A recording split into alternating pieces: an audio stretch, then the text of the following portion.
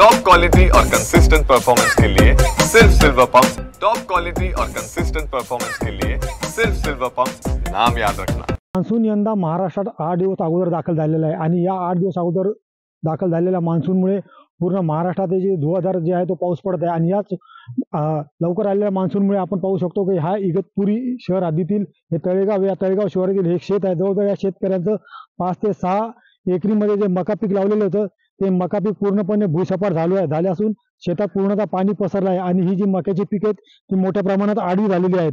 आपल्या बरोबर येथील शेतकरी आहेत, आपण त्यांच्याकडे जाणून घेऊया। मामा, नेमकं किती नुकसान झालं तुमचं? 5 एकर मध्ये नुकसान झाले आणि 6 एकर क्षेत्र आहे, त्याच्यापैकी 5 एकर आम्ही लावलेले पूर्णच्या पूर्ण सडून गेले। तुम्हाला पाऊस जेव्हा आला तर तुम्हाला हे पीक काढता आलं नाही का? नाही ना, 1 महिना पाऊस जवळजवळ अगोदर आलाय पाऊस।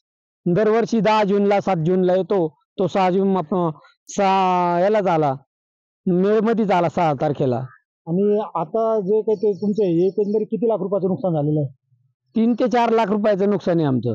3 ते 4 लाख रुपये। आपण शासनाकडे याचा पंचनामा करण्याची मागणी केली होती। हो, केली मागणी। येतो म्हटले, कोणी अधिकारी अजून आले का नाही? नाही ना, ते म्हणे आम्ही संपावर आहेत। संपावर आहेत? हो. काय बोलले तुम्हाला, नेमके ते कधी येणार आहेत? ते येऊ म्हणतात, आमचं म्हटलं की येऊ बघू। तर अजून मका व्यतिरिक्त अजून काय पीक लावलेलं होतं तुम्ही? मका व्यतिरिक्त वांगे होते काय, पण ते वांगे पण गेले। ठीक आहे। तसं जर पाहिलं तर हे जे शेतकरी आहेत यांनी 5 एकर मध्ये जे मका पीक आहे ते पूर्णपणे भुईसपाट झालेलं आहे। अजूनही शासनाने या भागात पंचनामे केलेले नसून या भागातील जे शेतीचं नुकसान झालेलं आहे त्या नुकसानीचा पंचनामे करून भरपाई देण्याची मागणी हे शेतकरी करत आहेत। शैलेश पुरोहित, TV9 मराठी, इगतपुरी।